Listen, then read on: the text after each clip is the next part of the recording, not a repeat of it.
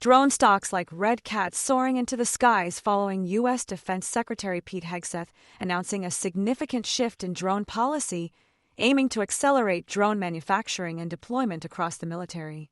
The new policy treats small drones as consumable assets rather than high-value aircraft, streamlining procurement and encouraging innovation.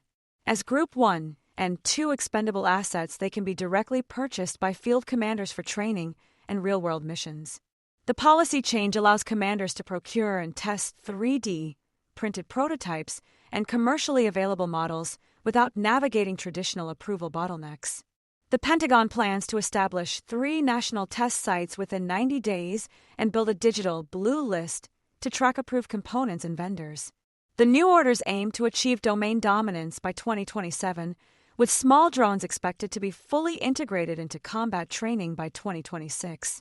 As a result, the market is rife with excitement and speculation of potential partnerships or buyouts, particularly with AeroVironment. Not too out of the realm of possibility, since RCAT's partnership with Palantir to equip Black Widow drones with autonomous visual navigation.